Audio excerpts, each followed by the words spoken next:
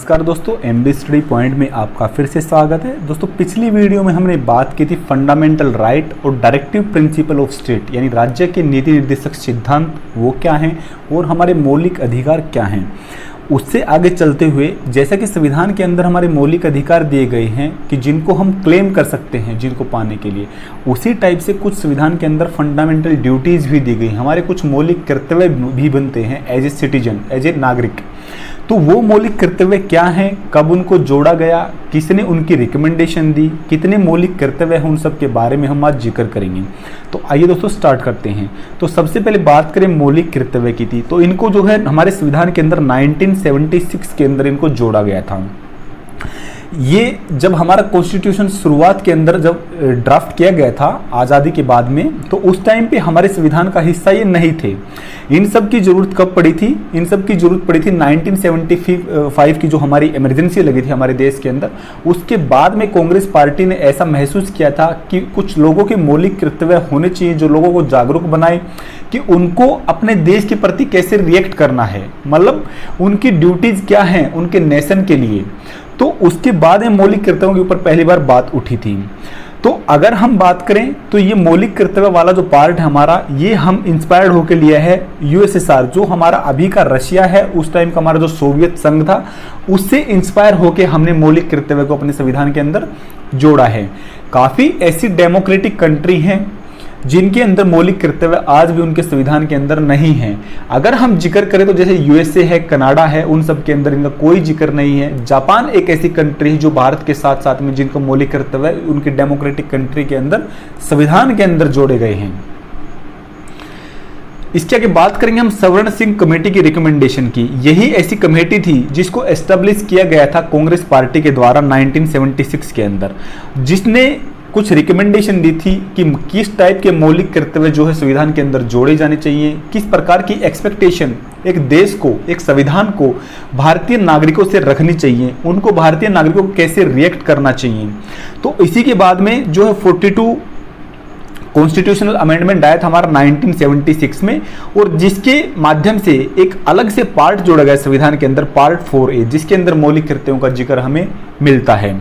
अगर हम बात करें फंडामेंटल ड्यूटी जो जो इन्होंने रिकमेंड की थी उसकी क्या है, तो वो हमारे संविधान के अंदर आर्टिकल 51A के अंदर दिए गए हैं। इन फंडामेंटल ड्यूटीज की लिस्ट में करीबन 10 के आसपास ऐसी फंडामेंटल ड्यूटी हैं जो इस कमेटी ने रिकमेंड की थी और जिसको भारतीय संविधान के अंदर जोड़ा गया था। सबसे पहले अगर हम उसकी बात करें ड्यूटी की, तो पहली ड्यूटी इसकी यह है कि to abide by the constitution, कि भारत के कॉन्स्टिट्यूशन को सर्वोपरि मानना, उसका पालन करना, भारत के जो राष्ट्रीय ध्वज है या राष्ट्रीय गान है, नेशनल एंथम है, उसको फॉलो करना, मतलब उसके प्रति इज्जत करना हर एक भारतीय का ये कर्तव्य है और उसको उसका पालन करना चाहिए। अगला अगर हम बात करें तो हमारा मौलिक कर्तव्य क्या है, तो जो हमारे कोई भी नोबल आइडियल्स थे जिन्होंने स्ट्रगल किया है भारत के देश को आज़ाद कराने के लिए, तो उनको हमें क्या है कि रिस्पेक्ट मैंडेटरी देनी चाहिए, बिल्कुल देनी चाहिए, क्योंकि उनकी वजह से ही हमारा देश आज डेमोक्रेटिक है। तो उन लोगों ने जिन्होंने उस टाइम पे स्ट्रगल किया, जो स्वतंत्रता सेनानी थे, फ्रीडम फाइटर थे, जो भारत की आज़ादी के अंदर जिनका महत्वपूर्ण कॉन्ट्रीब्यूशन था, तो उनकी इज्जत करना। नेक्स्ट है भारत को जो है एक सोवरेन कंट्री बनाए रखना। सोवरेन कंट्री का मतलब होता है कि भारत क्या है कि अपने आप में डेमोक्रेटिक है, अपने कोई भी डिसीजन लेने के लिए कोई भी दूसरी कंट्री जो है इसके अंदर इंटरफेयर नहीं कर सकती है और ये किसी दूसरी कंट्री के डिसीजन से इन्फ्लुएंस भी नहीं हो सकता है।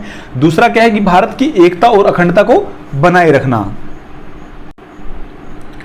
इससे अगला अगर हम बात करें तो है कि हमारी कंट्री की रक्षा करना, डिफेंड करना कंट्री के लिए। फॉर एग्जांपल, अगर किसी दूसरी कंट्री ने भारत के साथ युद्ध का ऐलान कर दिया, युद्ध शुरू हो गया, तो उसके अंदर क्या है कि ऐसा नहीं खाली जो फौज है उसी का एक कर्तव्य बनता है कि वो लड़ाई करे, उसके अंदर जो है भारत की रक्षा के लिए, भारत कंट्री की हिफाजत के लिए जो है हर एक आदमी का ये मौलिक कर्तव्य है कि भारत की रक्षा करे।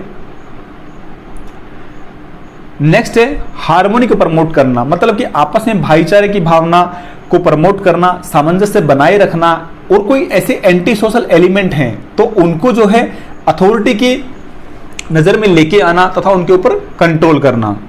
नेक्स्ट हमारा जो मौलिक कर्तव्य वो क्या है कि भारत की जो हेरिटेज है, भारत के जो कल्चर है, उसको क्या है कि प्रिजर्व करना, उसको संरक्षण प्रदान करना तथा उस कल्चर को डिस्ट्रॉय ना होने देना। ये भी हमारा एक मौलिक कर्तव्य है। इससे आगे अगर हम मौलिक कर्तव्य की बात करें तो हमारे जैसे एनवायरमेंटल से रिलेटेड है, जैसे हमारे फॉरेस्ट हो गए, लेक हो गए, रिवर हो गए या वाइल्ड लाइफ सेंचुरी वगैरह होगी, उन सबको क्या है कि प्रिजर्व करना, उनका संरक्षण करना, और दूसरा उनको क्या है कि डिस्ट्रॉय ना होने देना, उनको गंदा ना होने देना, ये भी हमारा एक मौलिक कर्तव्य है। उससे अगर हमारा मौलिक कर्तव्य की सेफगार्ड करना पब्लिक प्रॉपर्टी को, ऐसा नहीं कि आप कोई आंदोलन कर रहे हैं और पब्लिक प्रॉपर्टी को आपने डिस्ट्रॉय कर दिया या आपने कोई ऐसी वॉयलेंस की स्थिति पैदा कर दी, ऐसा कोई भाषण दे दिया जिससे कि वॉयलेंस हो जाए और पब्लिक प्रॉपर्टी को तहस नहस हो जाए। तो पब्लिक प्रॉपर्टी को बचाना सभी की जिम्मेदारी है। इसके आगे हमारा एक और मौलिक कर्तव्य ऐड किया गया था 86th अमेंडमेंट के द्वारा 2002 के अंदर। उसके अंदर पेरेंट्स के लिए, पेरेंट्स का यह मौलिक कर्तव्य बनाया गया था कि राइट टू एजुकेशन देना, अपने बच्चों को 6 से 14 साल के बच्चों को जो है एलिमेंट्री एजुकेशन देना। मतलब कि ये मैंडेटरी बनाया गया था कि 6 से 14 साल सभी पेरेंट्स का ये मौलिक कर्तव्य कि वो अपने 6 बच्चों को करीब ज्यादा नहीं तो 6 से 14 साल की आयु तक, जब तक वो रहते हैं तब तक उनको क्या है शिक्षा प्रदान करवाए। ये तो थे हमारे जो हमारी संविधान के अंदर इनकॉर्पोरेट किए गए हैं, बट कुछ ऐसी रिकमेंडेशन भी थी जो हमारे संविधान के अंदर नहीं जोड़ी गई हैं, उनके बारे में हम देख लेते हैं। तो सबसे पहला सवर्ण सिंह कमेटी ने बोला था कि मौलिक कर्तव्य को जो संविधान के अंदर जोड़ा जाए और इसके साथ में एक ऐसा कानून भी बनाया जाए, कोई अगर इन मौलिक कर्तव्यों का पालन नहीं करता है तो पार्लियामेंट उसके ऊपर जो है किसी भी प्रकार का दंड लगा सकती है, कोई भी उसको सजा दे सकती है अगर कोई इनको फॉलो नहीं करता तो। लेकिन उस चीज को जो है उन्होंने इग्नोर कर दिया और हमारी सरकार ने जो है इसको इनकॉर्पोरेट नहीं किया। उन्होंने बोला कि मौलिक कर्तव्य जो है इनको इतना ज्यादा मैंडेटरी नहीं बनाया जाएगा, कंपलसरी नहीं बनाया जाएगा, ये जो है नॉन जस्टिसिएबल रहेंगे। मतलब इनको कहीं कोर्ट के द्वारा क्या है कि इन्फोर्स या इंप्लीमेंट नहीं कराया जा सकता। दूसरा अगर क्या है कि उन्होंने रिकमेंडेशन दी थी कि कोई भी अगर मान लो जैसे सरकार कोई मौलिक कर्तव्य फॉलो नहीं करता है, उनका पालन नहीं करता है, तो सरकार ने अगर उसको कोई दंड दे दिया तो उसके रिलेटेड वो जो सजा उसको मिली है उससे रिलेटेड वो कोर्ट वगैरह में अपील भी नहीं कर सकता। जिस प्रकार से हमारे फंडामेंटल राइट है उसके अंदर क्या होता है कि अगर किसी आदमी के फंडामेंटल राइट का वॉयलेशन हो रहा है तो वो क्या है कि सुप्रीम कोर्ट का दरवाजा खटखटा सकता है और वहां पे अपनी अपील कर सकता है। लेकिन मौलिक कर्तव्य के लिए ये इन्होंने एक रिकमेंडेशन दी थी कि मौलिक कर्तव्य अगर कोई फॉलो नहीं करता है तो उसको भारत की नागरिकता का अधिकार भी नहीं है। उनको कहीं किसी कोर्ट के अंदर ऐसे जाके याचिका करने और अपने कोर्ट का संरक्षण मांगने का भी अधिकार उनको नहीं होना चाहिए। नेक्स्ट इन्होंने एक और रिकमेंडेशन दी थी जिसको मौलिक कर्तव्य के अंदर ऐड किया जाना चाहिए था इनके द्वारा कि ड्यूटी टू पे टैक्स, कि टैक्स पे करना हर एक आदमी की जिम्मेदारी हो। इस चीज का मौलिक कर्तव्य भी जो है संविधान के अंदर जोड़ा जाए, हालांकि जिसको नहीं जोड़ा गया था। तो ये 3 रिकमेंडेशन थी जिनको क्या खारिज कर दिया था, मतलब इनको जोड़ा नहीं गया था।